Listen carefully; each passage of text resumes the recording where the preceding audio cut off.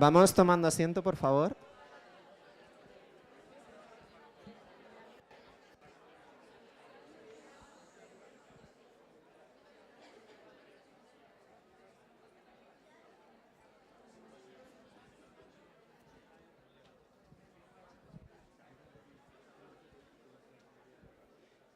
Bueno, empezamos la siguiente ponencia un pelín tarde, pero la siguiente ponente, ¿no? Hablando un poco de conexiones, pues viene directamente desde Eindhoven, desde la Design Academy Eindhoven, la DAE, que algunos de vosotros y vosotras habéis estado ahí. Así que nada, viene Nicole Dorsman a contarnos un poco pues sobre de qué va la DAE, que para contextualizaros un poco, pues la Design Academy de Eindhoven es una de las escuelas de diseño más influyentes del mundo, impulsando el pensamiento libre y crítico como motor de innovación social, ambiental y material. Vale, como ya comentaba, Nicole Dorsman presentará el modelo educativo de la DAE y con los proyectos de los estudiantes que abarcan retos sociales y sostenibles actuales. Vale, y posteriormente, quien cursó aquí en la escuela el grado de producto, María Juara, compartirá su experiencia personal como diseñadora emergente. Muchas gracias, un aplauso.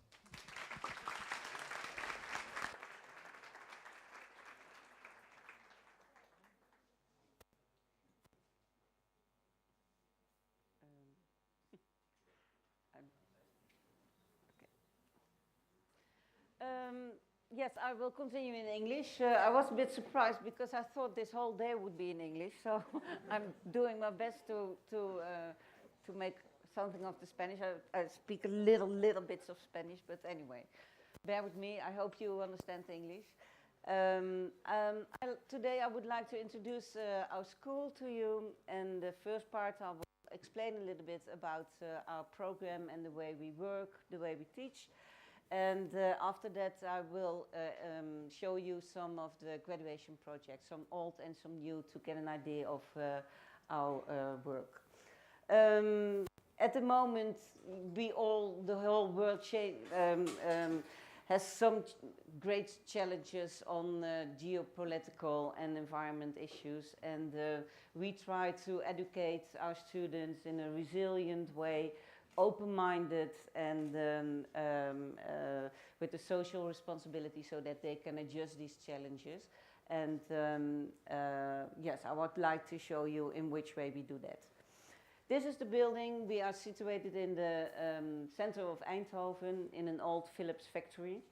And the school started some 70 years ago, as a very local institute for only industrial designers. That changed long ago. We are now a platform for research, education, and very international. At the moment we have around 600 bachelor students, and they come from all over the world. We have more than 60 different countries present in our school at the moment. And yeah, as I said, our language is English now. That's changed over 10 years, because 10 years ago it was still in Dutch. All the lessons were given in Dutch. We had only 2 international classes, and the international students were obliged to follow the Dutch language courses as well. So in only 10, 15 years that changed totally. So we try to speak English, and because English is not the mother tongue of most of the students, it's sort of a compilation of mixed languages, and well, there is the common design language that everybody knows. We try to give the students in the first year as much as different design methods, because we think that everybody learns in a different way. So for some of the students, a more theoretical approach is better. For some of them, a more practical approach is better. And we try to combine as much different methodologies so that they will find one way that suits them the best. So in the first year they are really, they dive into as much different methods as possible. And you can see that besides, of course, industrial thinking, we have creative thinking, we have a more authentic approach, a more research-based approach, and also play and performance are important. We have yoga classes, they are mandatory for everybody. We have performance lessons, body and mind, which we think it's also very important for students, because they become aware on their presence, and for a designer in the future, it's also important that you can connect with the world outside and know how you behave. Contemplating, reflecting, I will get on to that, is also, of course, important. We try to fix a team of teachers that work together, because we think that collaboration is very important, and always a difficult word, interdisciplinary collaboration, we think that works the best. So we try to combine a more theoretical teacher, a lecturer, with a workshop instructor, with an artist if available, and a design professional. And in that way you can approach design and projects from different angles, and we think that works the best for the students. This is, sorry, I have a very terrible cold, so I will take a sip of water now and then. We recently went through a total transition of our educational system, and this is the way we work now. As you can see, in the first year, fundamentals are quite big. In the fundamentals, we have 3 directions: design studies, contextual studies, and production studies. And in the fundamentals, you will learn the skills and the knowledge you have to become a designer. So it's the basic elements, let's say. In the first year, there's also essentials. Essentials, that is the way in which the students acquire knowledge from the workshops. So the assignments that are given within these fundamentals are always linked to the workshops, the essentials. And even if you know already as a student that you never want to work with metal or never want to work with ceramics or textile or wood, you are obliged to work with it in the first year. Because we think that every student has the possibility to experiment with the material, and even if you will never touch it again, the first year you have to do something with it, within the classes of the fundamentals. Also, you get acquainted with the studio. That will be far more important in the later years. And what is new in our system is that each year you get 5 ACT points for reflections. And within the reflections you will meet up with a group of students from several years. So it's a fixed group with students from year 1, 2, 3 and 4. And you work together with a coach, and this coach will stay with you through your whole school career. And it's a safe place where you can talk about the study, where you can give feedback to each other, where you can discuss, where you can doubt if you even want to become a designer, where you can see how you have to position yourself with the outside world.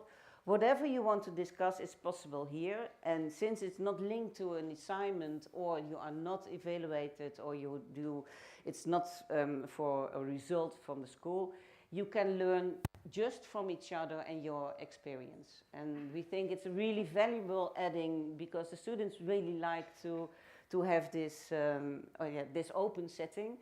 And since we also mix the group, that's also very learnful because you can always learn so much from your peers, maybe sometimes more than from your tutors, we think. So it's a good, I think we did well with that. As you go to year 2, the fundamentals are less important, the studios become more important. And at the moment we have 9 studios, and these studios are headed by a studio leader, and he or she will decide the topic of the year, or the semester, I mean. And these 9 studios are all different approaches to design. So we don't have the classical textile on fashion or graphic design or that kind of things. It's only these studios with different topics, and some of them are more hands-on, some of them are more digital, some of them are more theoretical. It's up to you to choose which one you like the best. And you can choose one studio for 3 semesters and stay within the same studio if you like the approach. But you can also choose to do 3 different studios. So if you like to do digital one time and more hands-on ceramics, for example, for another time, you're totally free to do that. So in this way, we created a more personal path for the students so they can really move along the way that they want to go. Because sometimes they change their minds, sometimes they think, okay, I started with hands-on work, but I'm doubting if that's really fitting for me, so maybe I won't change, and that's possible in this system. Then in the 3rd year, the studio is more important, and mandatory is to go on internship. So everybody has to go on internship. We have a large pool of studios and companies that we work with. So in Europe, outside Europe, all over the world. So you can choose whatever you want to do. And even if you want to do an internship with a company that we don't know, it's possible as well, because we like to support everything. Although you have to ask permission in advance, but because it does have to meet the standards from our school. Sip of water.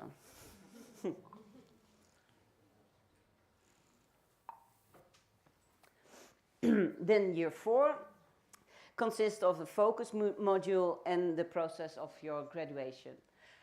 these focus modules are also new in the system. It's also a semester, and the focus module will help you to prepare for your graduation. So you can deepen your skills, you can broaden your knowledge, you can do, it's up to you to choose what's best for you to prepare you for the last phase of your graduation. And we offer 2 material-based focus modules in the school. That is a textile, in which we work very closely with the Textile Museum in Tilburg.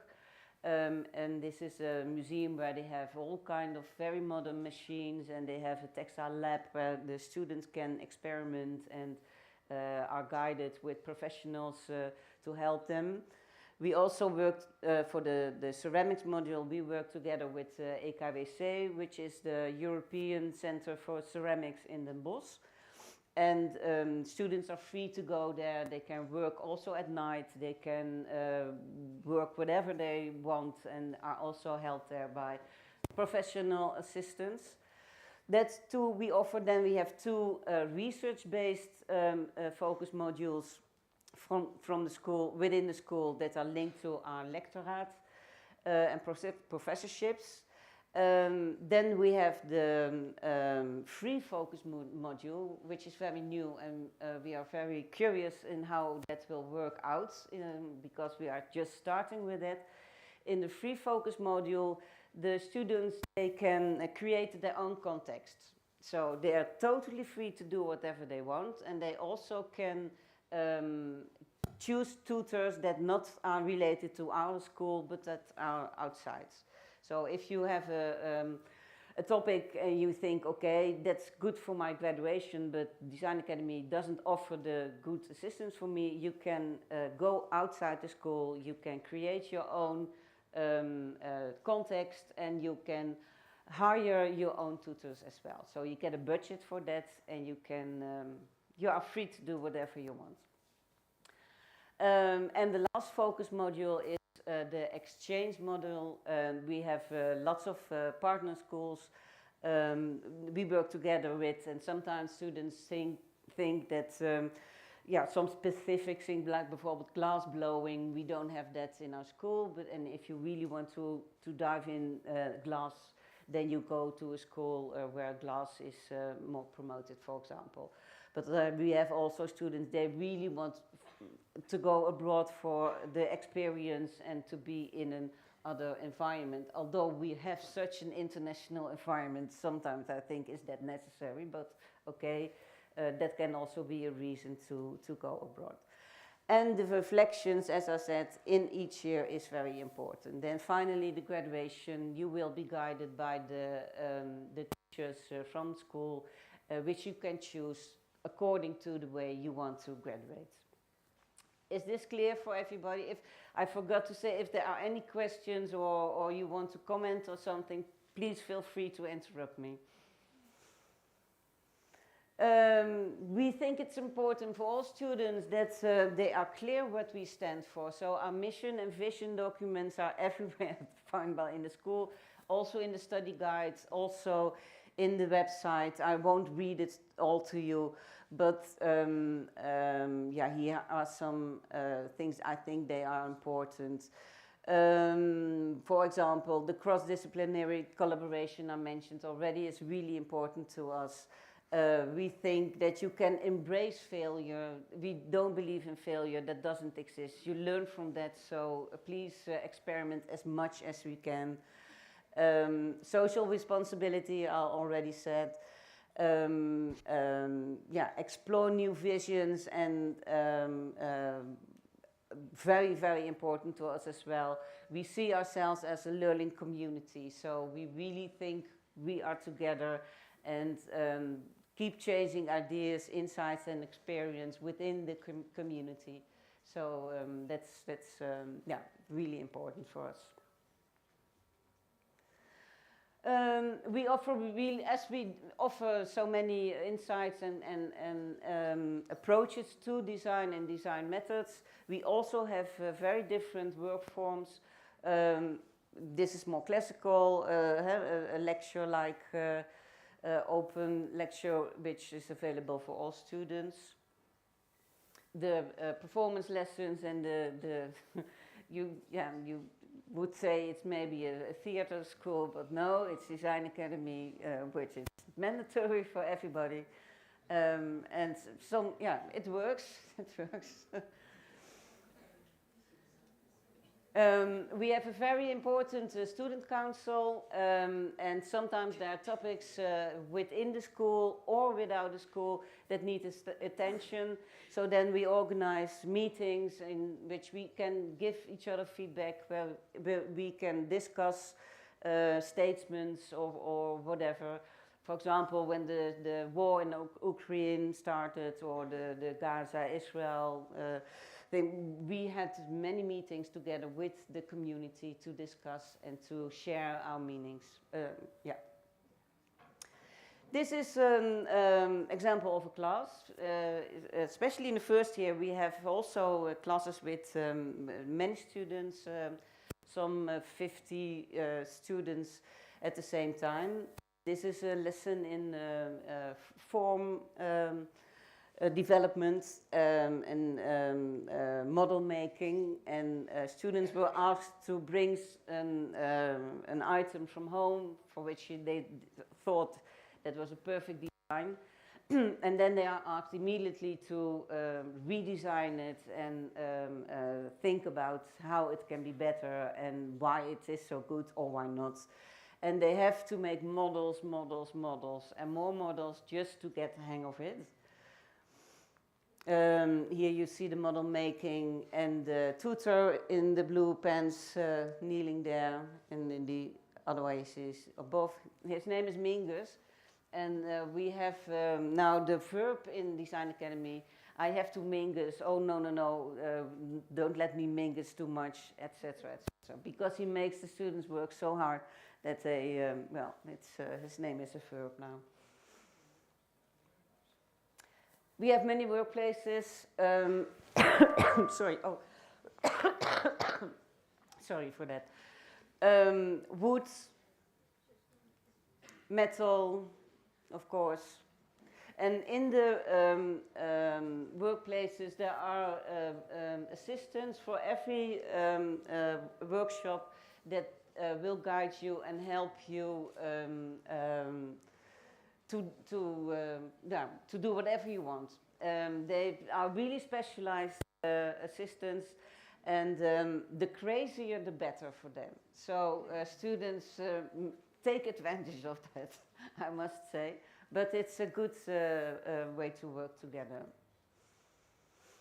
We have ceramics place, but we also, as I said, work with ceramic places outside, because sometimes we don't have enough space to make everything, so that's good that we have the connection of outside workshops as well.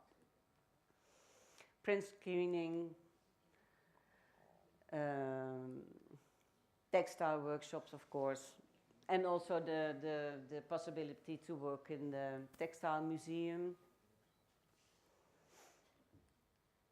Photography, as I said yesterday to Pilar, we have now the tendency that everybody wants to do analog photography, because that's the trend, obviously, today. And but it's possible. So we have an analog studio. So if they want to work in that way, it's. They also can use the cameras and video and the equipment from school. They can take outside and do whatever they want, as long as they bring it back in time. That's also a possibility. And then, sorry.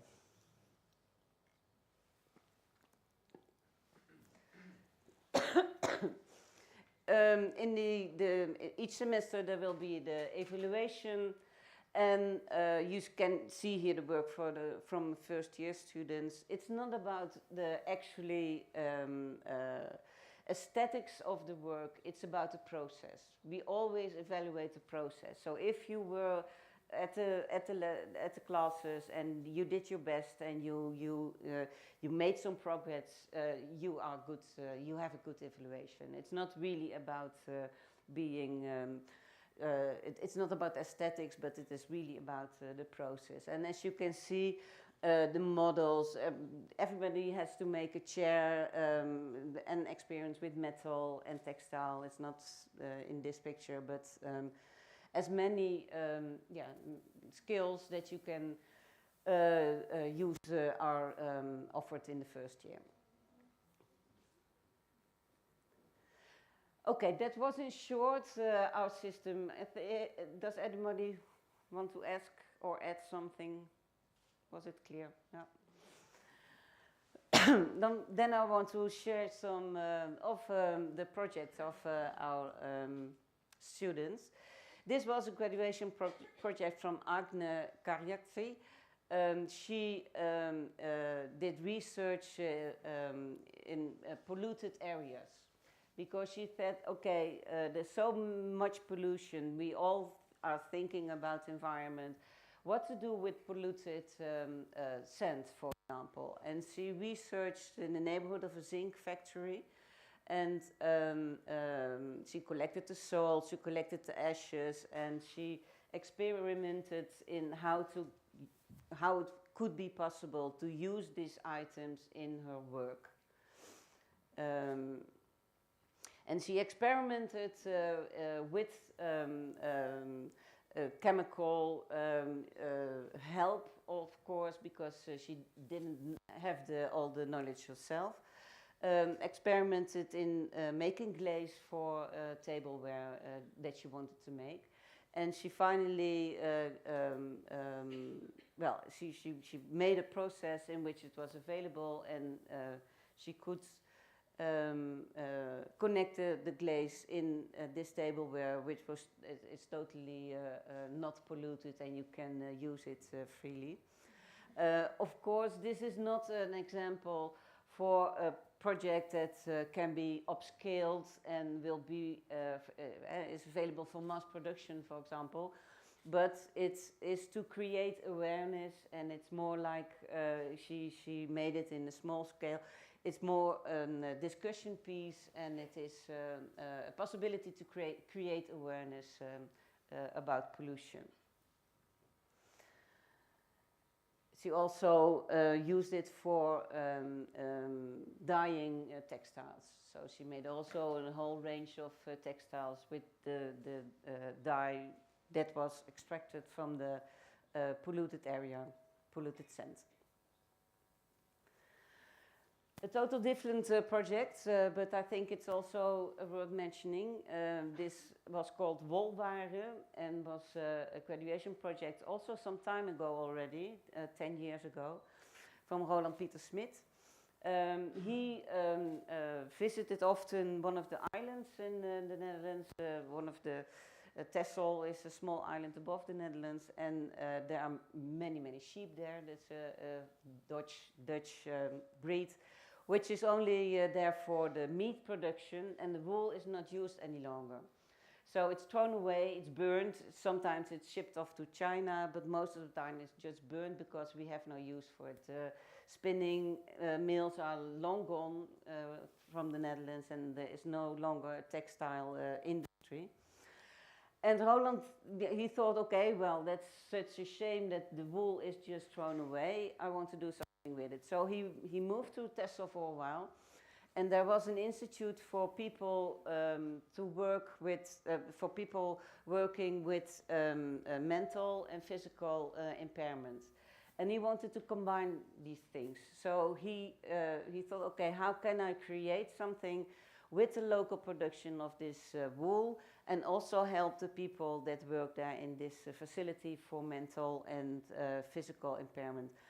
And he talked, he stayed there for a while, and he talked to many people, and he discovered that, for example, people with the syndrome of Down, they have a very enthusiastic, big gestures and way of working.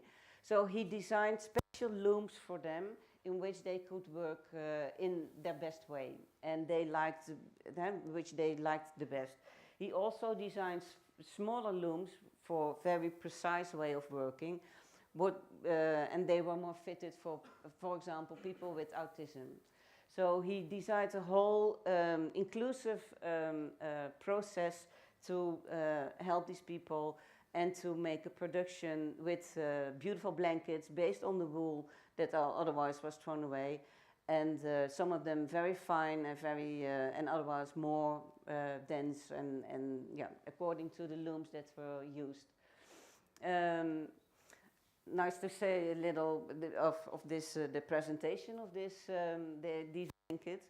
When Roland graduated, he showed them in this way, and the doors were open, and one of the first visitors said, "Oh, what a beautiful blankets, I want to buy them all." And Roland thought, okay, he was really overwhelmed because he thought, okay, well, that's a good start of my career. But at the other hand, he also didn't know what the price or he should ask or what he should do with it.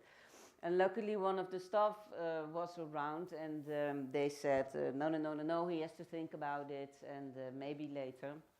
But it gave us a warning for the preparation for our students in the graduation show, because there are so many people coming, and so they are so overwhelmed, and they are not really prepared to ask the good a price or a market strategy or whatever.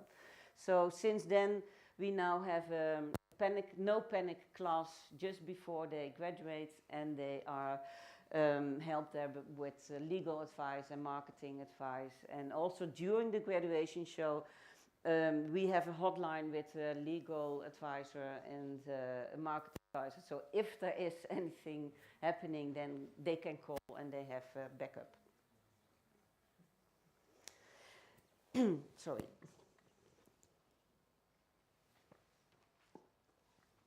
This is a totally different project, but also I think something I wanted to mention. This is from this year, and it's a master project, and it's a series of workshops that the student developed to help people to reflect and talk together of issues that are important for them. And this workshop was about facing stress and emotions due to climate crisis.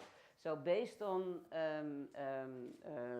all techniques and vocational practices, they work together and they discuss certain topics that are also with statements, so that they can help each other to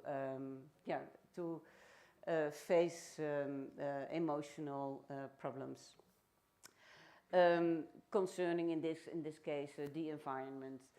Environmental things are of course very often in the focus of our students. And after this one, I would like to share a little video with you, which is also old, but I think it's still, it's still important. It's made by Dave Hakkes, and he started this project during his graduation. He wanted to build a community, and I think that's also new if you compare that with I say 20 years ago, students were much more individual based. They wanted to design beautiful things, but if you look at the students now, they are much more interested in building community, in developing open source projects, because they really want to make a difference. And this open source project of David, well, maybe probably you know it. It is really famous, but anyway, I wanted to show the short video. So here it comes.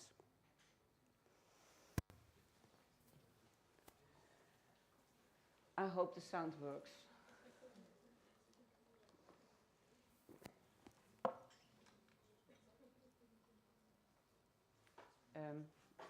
Is the sound working now? I don't know. Can somebody? Yesterday it worked, of course.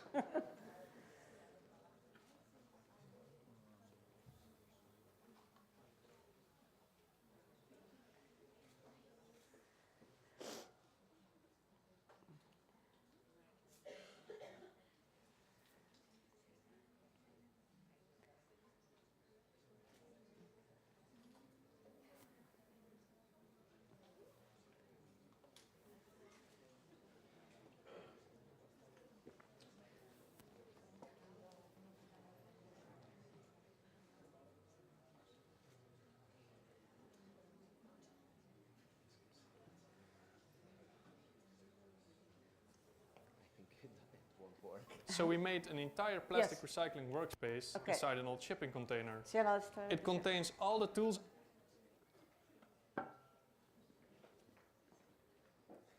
We are Precious Plastic and we don't like waste. So we made an entire plastic recycling workspace inside an old shipping container. It contains all the tools and machines to turn plastic waste into valuable things. Plastic is collected, shredded and turned into something new, all inside this space.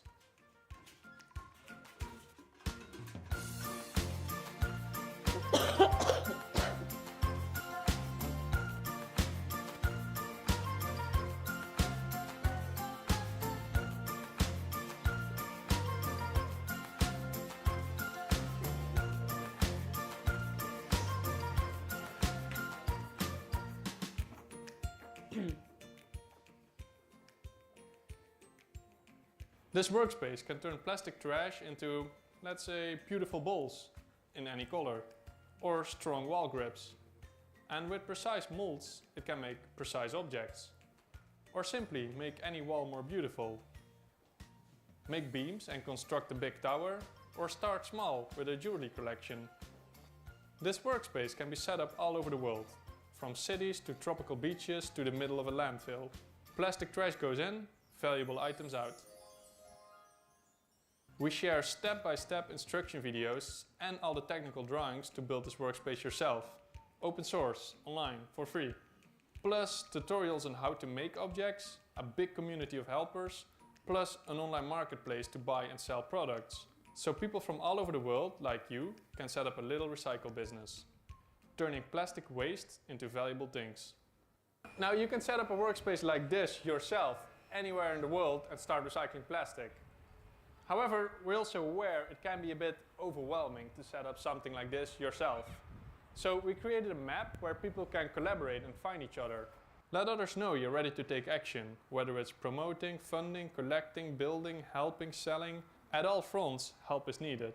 Add yourself to our map, find each other and start. Oh, and make sure to spread this message around. It might not be you that wants to get started, but it could be your friend, family, neighbor. So let's make sure they know they can. Visit preciousplastic.com for all the information.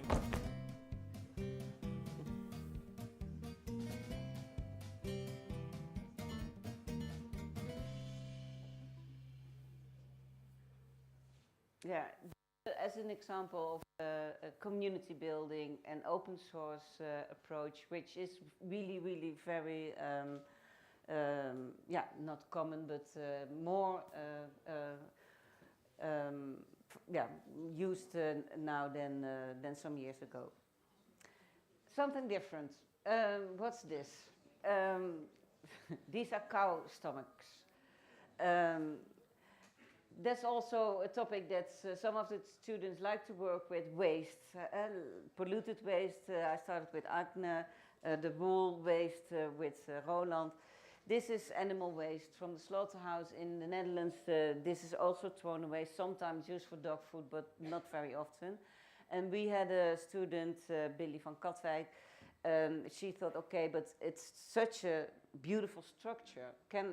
Why can I not use that? So she started experimenting, and she found a way to tan it and to make it available for future design. And she graduated with, because you can see the structure there, it's almost like, yeah, you cannot, it's difficult to make that from leather, so it's the structure by itself, so why not use it? So she graduated with a series of handbags and clutches, and now she's still making them. She also made cards for credit cards, maps and whatever. She has a whole range of designs. This is from this year, also about waste, but then in a very different approach. Emma Cohen, she wanted to produce without leather waste, so she developed a way with laser cutting from leather, and she reduced waste with 70%. So if you have a normal way to produce this kind of chairs with the leather, then then you use far more. You have far more leftovers, and the title of her work is also no waste. So with the laser cutting and no using of stitches, she reduced the waste material with more than 70%. Another way of using waste.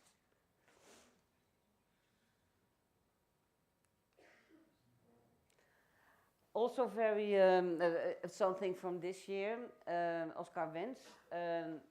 It's about textile, the reuse of textile, which is also an important topic, since you know that the textile industry is really polluting. And also there is so much textile available in the world, and there is so much produced, that he thought, okay, I have to create a different mindset, and I want also to create awareness. I didn't know that as well, but in the Netherlands, we produce 16 kilo of textile waste per person per year. Can you imagine 16 kilos? That's crazy. Items are most of the time worn 6 or 7 times and then thrown away. And all this textile waste is shipped off to Turkey or to Africa, to Ghana. Only 0.1% of the textile waste is recycled in the Netherlands. So we have this huge amount of waste that we help ship off to somewhere else. And he thought, okay, I have to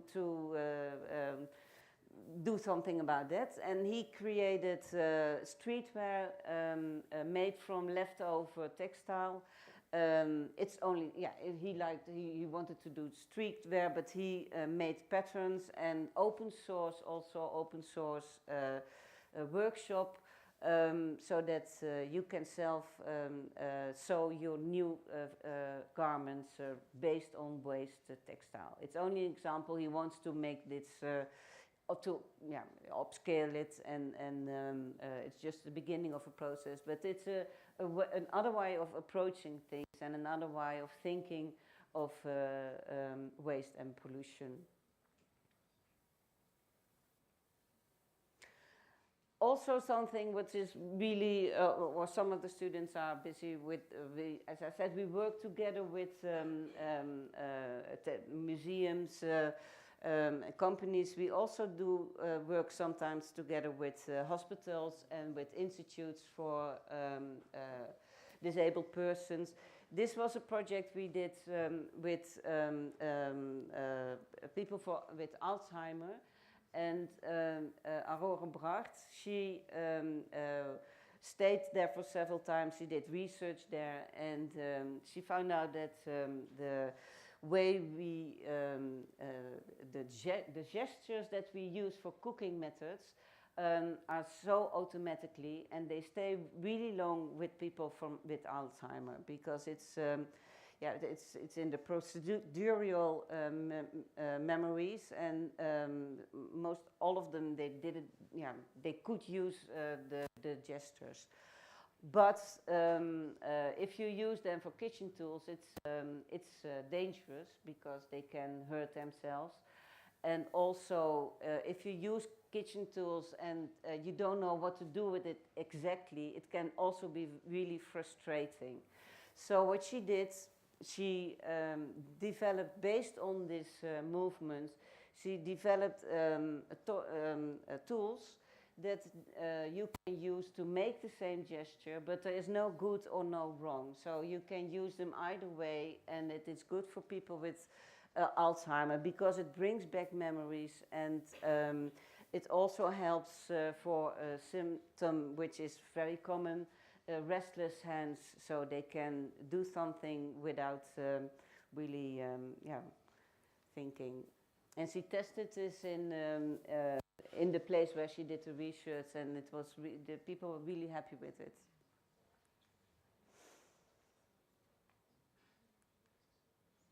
Then a last project I wanted to show. This is assignment work in progress. So this is not a graduation process, but I wanted to show you also something which is done within the school. This is a girl who did, it was a research module, and students were asked to collect as many data and reflect on that. And she just read a book about cycling to Paris, and she thought, okay, I'm going to use that as my inspiration. And she lives in a city nearby Eindhoven, some 40 kilometers away from, which is quite a distance. And she decided to cycle 1 day a week from her hometown to the academy, and to collect all the things, the impressions, the reflections, the data she could use during her cycle tour from Tilburg to Eindhoven.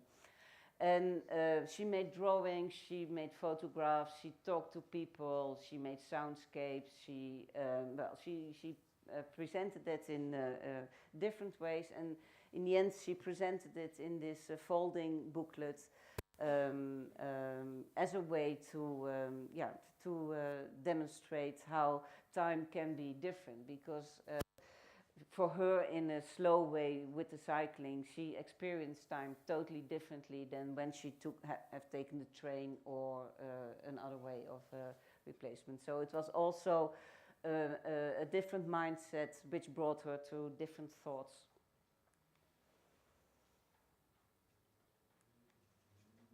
She also included music for that. Then another example I want to share, this is a workshop. We sometimes have collaborations with other schools or other places. This was in ESE, where there is still a very high level of hand-painted ceramic, and we invited alumni Kiki van Eyck to give a workshop there for a couple of students, and they worked there along with the masters from ESE, the craft women in this case, and they learned how to hand paint the tiles. They used inspiration from nature, they experimented with different coloring. Of course, they got the information from the craftsmen, of course women. And one of the things they said, okay, this is an old technique. You have to pinpoint the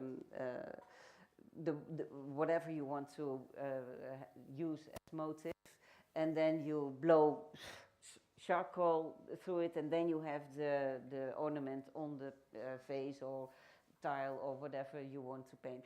But it is really, really important that you work very precise, because if you draw outside the lines, the paint will melt, and it's not straight enough, so that's totally forbidden. So that was good news for our students, of course, because they thought, aha, so we go and do that differently.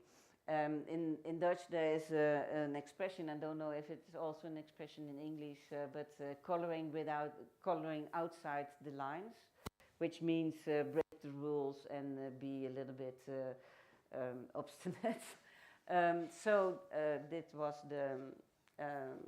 the product that they finally made, not within the lines, but just outside the lines, and with also the pinpoint lines to, let's see, yeah.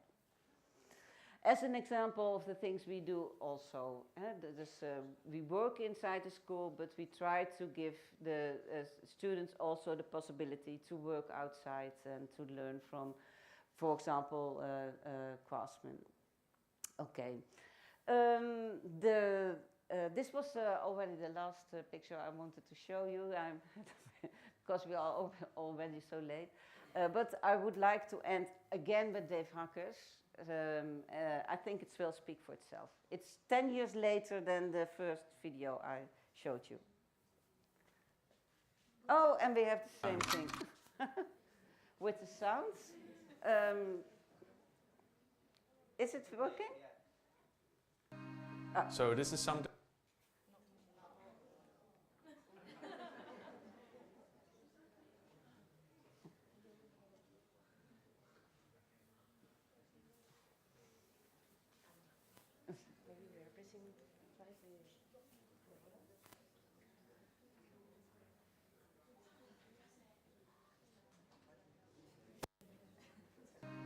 So this is something I've been wanting to do for a long time. It's time to kill Dave Hawkins. Whoa, wait, okay, let me rewind and explain. So a few years ago I studied design. And designers are super cool. Yeah, look at that. So badass. Go Marky! You're so thoughtful. And so handsome. These guys are like gods, so they named their design studio after themselves. So when I graduated design and started my own studio, I called it Dave Hawkins. My own name, just like my examples. And I started working on my own projects. I got fans from around the world. I'm meeting real Dave Hawkins right behind the camera. Yeah. Woo! I met the real one! And I won a bunch of awards. The winner is Dave Hawkins. Congratulations. Thanks. It's Dave Hawkins. Dave Hawkins! But now, a few years forward, I realize this isn't right. I mean, I might have started the studio on my own, but throughout time people joined and helped my projects. So why should my name be there? And this happens all the time. We put one person at the center. But it actually requires a whole team, like, I don't know, managers, engineers, assistants, marketing, communication to do the job. This also goes for musicians, artists, designers, SpongeBob, celebrities. They don't work completely alone. Just like I don't. But I don't think this is healthy for the one in the middle and not fair for the ones around it. It should be like this. A bunch of people working together. So yeah, this needs to change. It's time to straighten this out. It's time to kill Dave Hawkins. Well, not really me, just this branding thing. I mean, this gun is made from chocolate. So, goodbye Dave Hawkins. Hello One Army. Don't worry, we're a friendly army.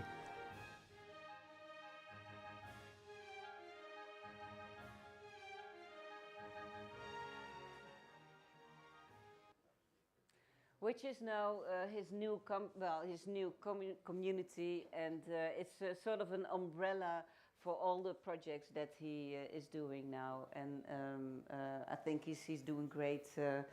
We really are proud of him still, because this is and I think social responsibility is one of the main things we try to teach our students, and he's a good example for that. Thank you.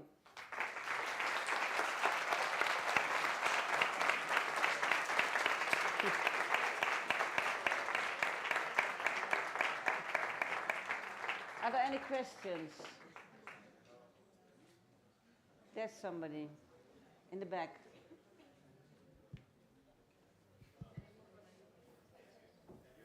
I can hear you, yeah. Un momentito, que me acerco.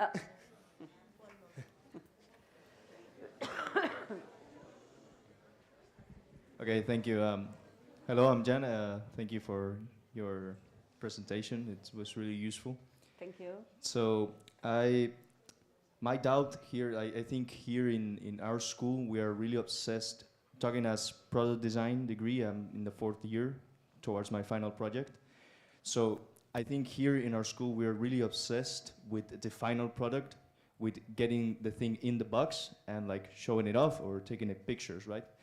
So my doubt is kind of what resources do you teach in your school that helps students motivate themselves towards working more on a conceptual level and on experimental level? So if you could share some of those resources with us.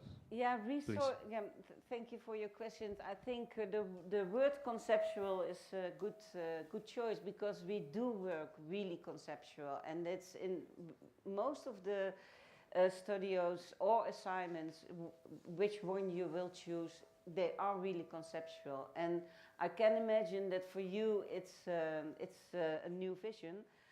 Some of our students say that it's sometimes too conceptual, and they really want to learn a real skill instead of being questioned all the time.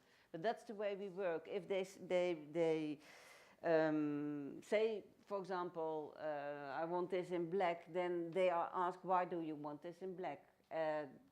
Please elaborate on that. So they always are asked to elaborate on their choices, and they always have to ask different questions so that they can look at everything from different angles, and then they can decide whatever way they want to go further in. So that's the approach in every level of the school. Does that answer your question? Okay.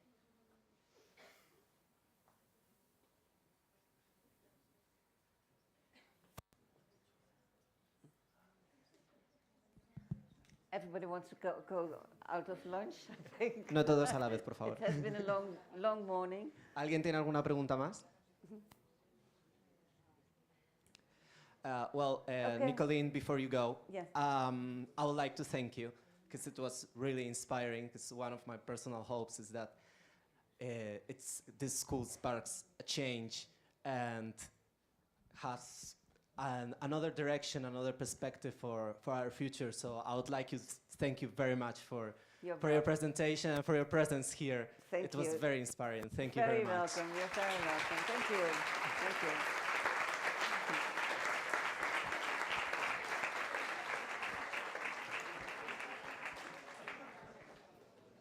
Si nadie tiene ninguna pregunta más, le damos paso a María Juara para que presente ella su ponencia. No sé cómo ponerme esto, la verdad.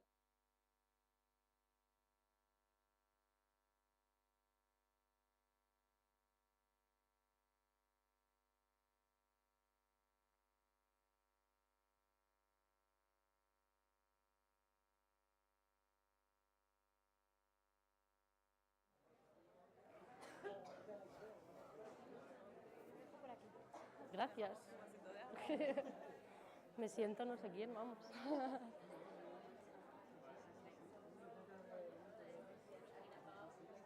Justo. Control algo. ¡No! ¿Alguien habla Mac? No, es que no es que hable Mac, es que hay que hablar... Holandés, sí. Nicolene, espera. Hi, could you help us with the presentation, because we don't know how to use your laptop. Holandés. Lo que pasa. We don't speak Dutch, so we don't understand anything. You have to learn. I know. To put it, yeah. Yeah.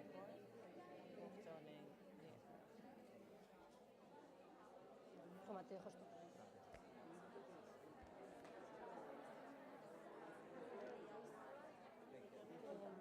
Vale, cuando empieces a hablar, simplemente recuerda a la gente que digamos que va a ser Mini intervención, una sí. pequeña intervención para que la gente no crea que tiene, o sea, Sí, que sí. no se piren Sí, porque sí, crean que lo es sé, una lo hora. sé. Esto está... Y eso, que... Ah. Prueba que funcione con el mando. A ver. Vale, Sí. genial, perfecto. Vale, pues ya está. Uy, ¿se me oye? Vale, más o menos. ¿Hola? ¿No se me oye mucho? Vale. Bueno. ¿Qué tal? Hola, yo soy Mary. Estudié diseño de producto aquí en la ESE, acabé hace 5 meses, presenté mi TFG en septiembre. Y bueno, voy a hacer una mini intervención, no va a ser muy larga, no os vayáis. Y os vengo a contar un poco qué es lo que ha pasado en estos 5 meses desde que yo defendí mi TFG hasta, bueno, pues ahora que ha pasado una cosa muy chula en Eindhoven, que dentro de 6 meses me mudo ahí para hacer unas prácticas muy guays y con suerte me quedo para siempre. Así que nada, bueno, os voy a contar un poco lo que fue Reactiva. Reactiva fue un proyecto que yo disfruté mogollón, fue mi TFG, y nace un poco de la necesidad de repensar la relación que tenemos con los objetos, fundamentalmente con los que no queremos, con los que llamamos basura, ¿no? Se centra sobre todo en las piezas de mobiliario que no se quieren y entonces se plantea un servicio de adaptación de materias primas de esos muebles y se adapta a nuevos diseños preestablecidos. Todo esto está sustentado en un espacio digital que es una web en la que hay un stock donde, bueno, todo esto funciona a través de donaciones. La gente, en vez de tirar las cosas al punto limpio, si quiere participar en esta iniciativa, trae los muebles a Reactiva y estos se suben a una web donde hay un stock de basura, ¿no? Entonces los usuarios, los clientes, entran en el stock, seleccionan una pieza de basura pues por el material, por lo que sea, porque tienen un vínculo con ella, porque les ha molado, por lo que sea. Esta pieza, bueno, después de seleccionarla, seleccionan una tipología, pues una estantería, una mesa, unos bancos, y se transforma. Entonces se recupera el 100% de todo el material de la pieza que ya no se quería, y la sostenibilidad en este proyecto pues, no se quería plantear como un check más, ¿no? Que parece que muchas veces las cosas son, la sostenibilidad es como uso un material sostenible y ya está en el proyecto, se quería como que fuese la base teórica total y conceptual del proyecto. Bueno, nada, estas son las piezas que salieron, no quería dar mucha chapa con el TFG, entonces bueno, salieron esos 2 bancos de esa cómoda, esa estantería de ese cabecero de cama y esa mesa recibidor de una mesa de café que ya se recupera la estructura pero se eleva con una bandeja que también se iba a tirar. Y luego hay un spin-off del proyecto para que sea como zero waste total, en el que todas las cosas que estructuralmente no podrían funcionar, pues porque el material está un poco pocho o porque las curvas igual no se pueden adaptar bien a las estructuras, pues se hizo un spin-off de lámparas donde se reaprovecha todo eso que a priori pues, no se puede adaptar pues, a una estantería que tiene que soportar un peso, ¿no? Entonces eso fue un poco mi trabajo de final de grado.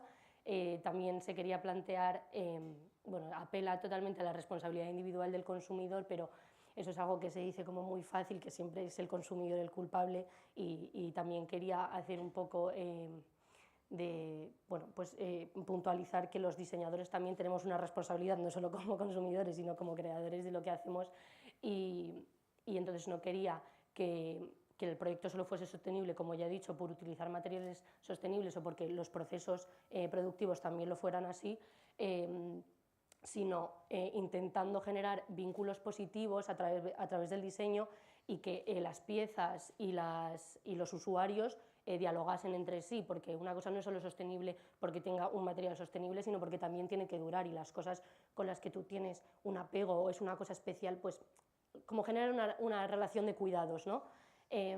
Bueno, después de hablaros de mi TFG, que es lo que me ha llevado a poder tener la oportunidad de irme a Eindhoven, yo defendí mi TFG. Óscar, que era el tribunal, me dijo: ¿conoces a este chico, Pieteinek, que hace estas piezas? Que él coge, bueno, en Holanda hay como un sistema de demoliciones, hay como una subindustria, y todo eso, en vez de tirarse, se vende al mejor postor.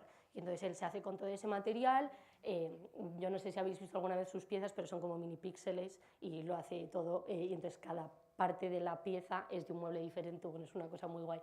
Y yo conocía su obra, pero a él como que no la relacionaba con él, yo no sabía cuál era su discurso y su motivo y tal.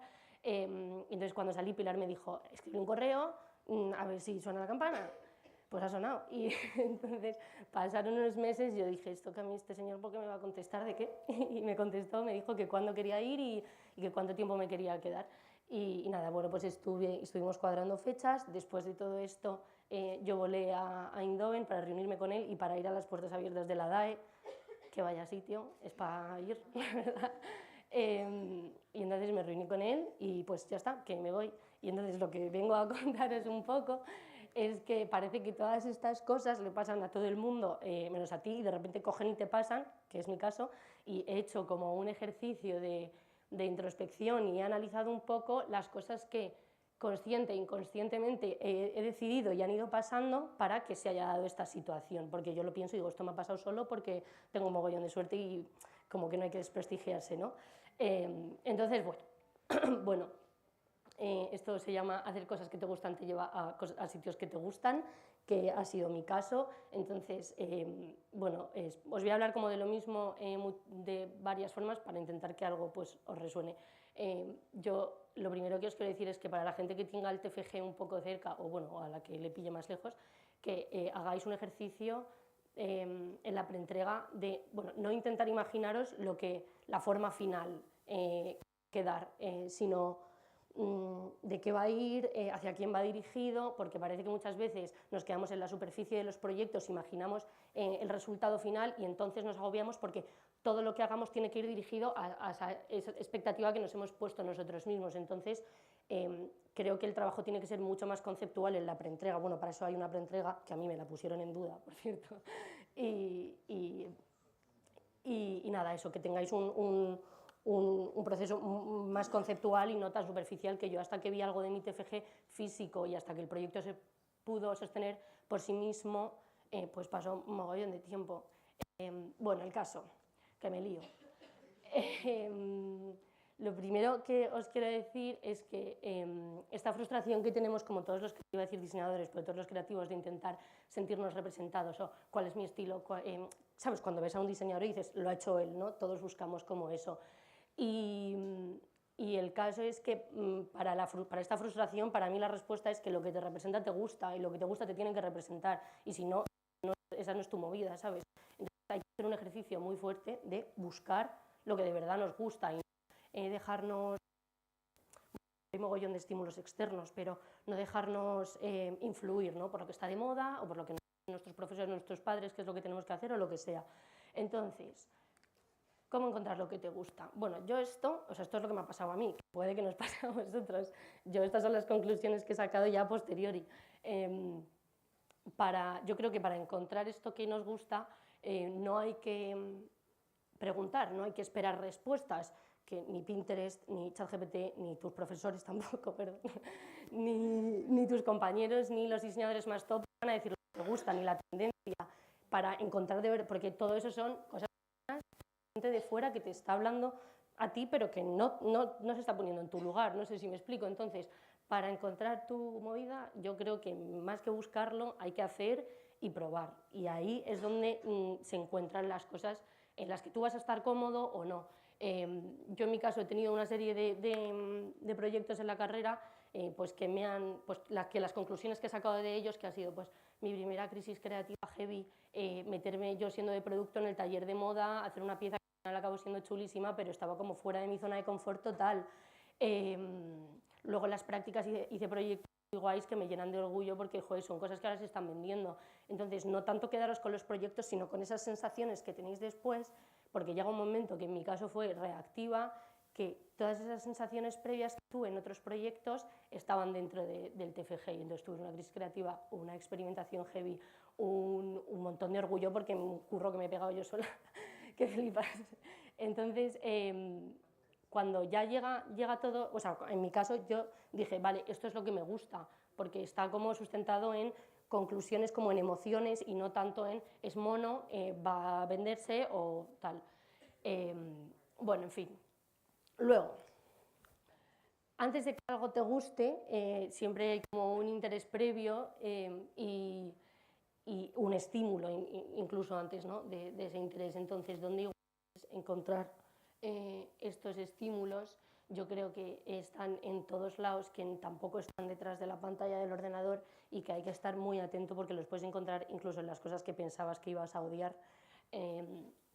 Entonces yo creo que lo que tenéis que hacer es tener eso como súper presente y mirar en todos lados, mirar, leed, hablad con la gente, compartid con vuestros compañeros vuestras ideas, que muchas veces parece que no compartimos nuestras ideas por miedo a que nos la vayan a quitar, o bueno, pues si te la quitan, pues te están diciendo que tu trabajo es mejor que el tuyo, entonces quédate con eso.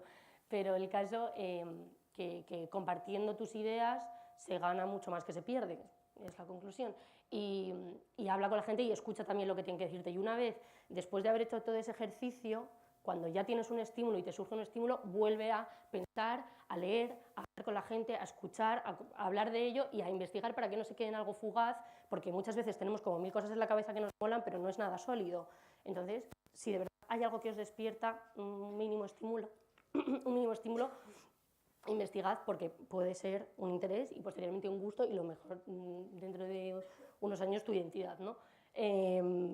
Yo, en mi caso, tuve un par de asignaturas en la escuela, que una fue estética, que al principio pensaba que no me iba a gustar nada, porque no era para nada mi movida, una cosa súper teórica, yo soy súper manual, y luego acabó siendo genial, mi asignatura favorita, reactiva todo el marco teórico y toda la base conceptual es estética. Entonces, de las cosas que menos os gusten, pues ahí también hay que mirar. Luego en diseño y construcción de bicicletas, que yo caí ahí pues un poco de milagro porque no quedaban plazas en la asignatura que yo quería y quedaba esa, y yo digo, ¿yo qué hago aquí? Pues al final acabé reciclando una bicicleta antigua de mi madre, que fue el primer trabajo que hice yo, como de restaurar un material antiguo que se iba a tirar, y mi trabajo de fin de grado ha acabado siendo cosas que a priori pensaba que no me iban a gustar nada y que no eran mi movida para nada. Entonces hay que estar open-minded y todos los ojos abiertos en todos lados. La SD. Aprovechad un poco en la SD, porque una sensación que se tiene un poco cuando acabas, yo creo, es el portfolio, que es un tema que son todos pues, proyectos que hablan todos de ti, pero todos muy diferentes. Entonces, si podéis ir empezando en cada proyecto, aunque haya un briefing predeterminado y os digan tenéis que hacer esto así, y para esta persona y tal, siempre hay un margen de libertad en algunos proyectos más y en otros menos, en los que podéis poner un poco de vosotros para que luego todo tenga un hilo conductor, un poco, que sea una cosa un poco común y un poco sólida, que hable de vosotros, aunque las cosas luzcan diferente, como luzcan las cosas da un poco igual. Y bueno, nada, cuando ya haces, o si queréis hacerlo, no sé lo que queráis, este ejercicio o encuentras o te viene solo y ya tienes tu cosa que dices, esta soy yo, esta es mi identidad, quiero hacer esto, que en mi caso ha sido, pues yo creo que pronto, pero yo he salido de la carrera y me he visto enfrente de la vida laboral, bueno, que han pasado 5 meses, pero que he dicho, ¿esto qué es? Y te sientes súper solo y dices, ¿cómo voy a tirar yo para adelante? Nadie me va a decir qué es lo que tengo que hacer, ¿sabes? Y entonces, deciros que no os agobiéis, que habléis con vuestros excompañeros y con vuestros exprofesores, que son una ayuda heavy que se sigue teniendo después de la carrera, y que hay que formar entre todos, los jóvenes y los adultos también, pero me dirijo a los jóvenes, un poco una comunidad en la que todos, en la que quieres que te vaya bien, pero también quieres que le vaya bien al otro, entonces vamos a dejarnos ayudar y ayudar también a los demás, y que toda esta cosa de la identidad nunca se traduce en una cosa como de ego, de esta es mi movida, yo de este barco no me baja nadie y lo defiendo hasta la muerte, porque mañana puede cambiar, porque la identidad se transforma. Se traduce en algo como mucho más humilde, que es el dejarse corregir, que nadie quiere ir en contra tuyo, dejarse ayudar, aprender que la identidad se cambia y se transforma, y saber dejar cosas que parece que te molan y que son yo literal atrás. Entonces, nada, nada, que entre todos los jóvenes, eso es lo que os decía, vamos a intentar hacer una comunidad creativa en la que todos nos ayudemos entre todos y que no haya tanta competitividad tóxica, y que si de verdad queremos cambiar algo, nos tenemos que juntar, y tiene que ser a través de la cultura, porque es donde nosotros los jóvenes tenemos un espacio de representación de verdad, en nuestro caso a través del diseño, y no en espacios pues como igual puede ser la política. Entonces, a tope, ya está.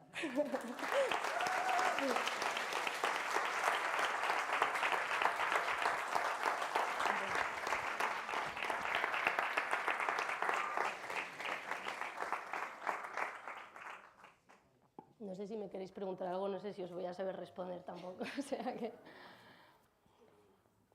Eso que has contado al final es hacer política. Ya, sí, es cierto. Bueno, sí, no institucional, pero sí, sí, total.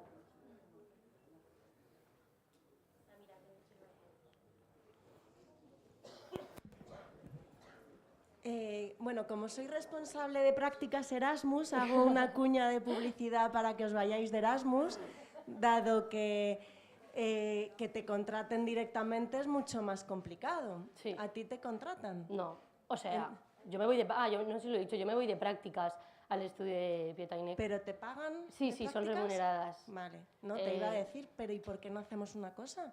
¿Por qué no te vas con un convenio Erasmus y sumas...? Eso sí, ya lo he pedido, o sea, estoy tramitándolo. ¿Pero con quién?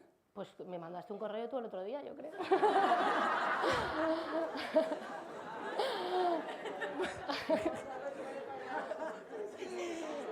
O igual estabas en Pues copia aún solo. tenemos muchas cosas de las que hablar.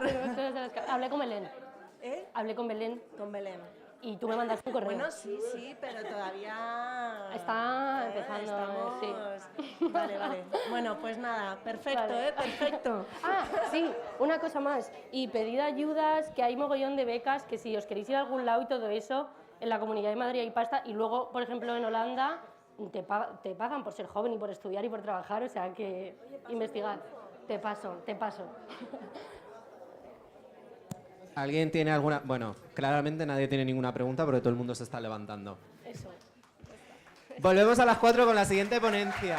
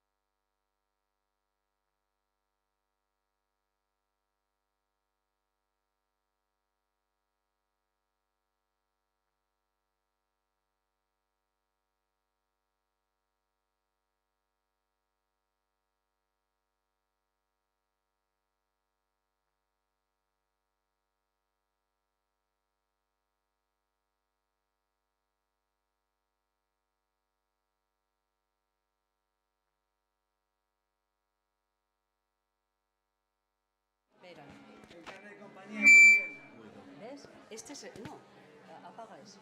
Yo esto lo apago. Este es la 4. Ese es el de solapa. El de solapa número 4. Hola. Que esta hay que tener mucho. Que esta hay que este se pone.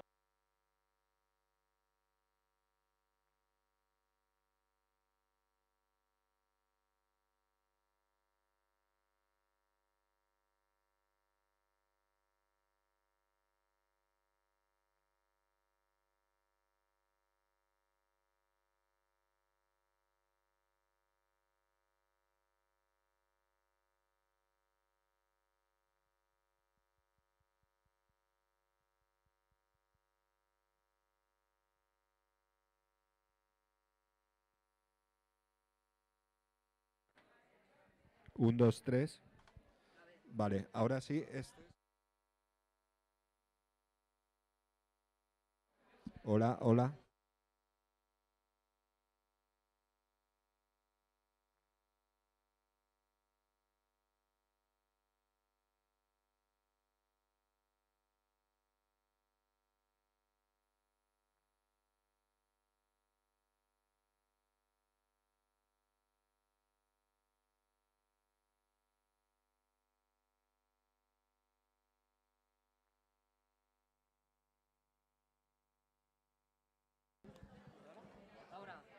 Vale.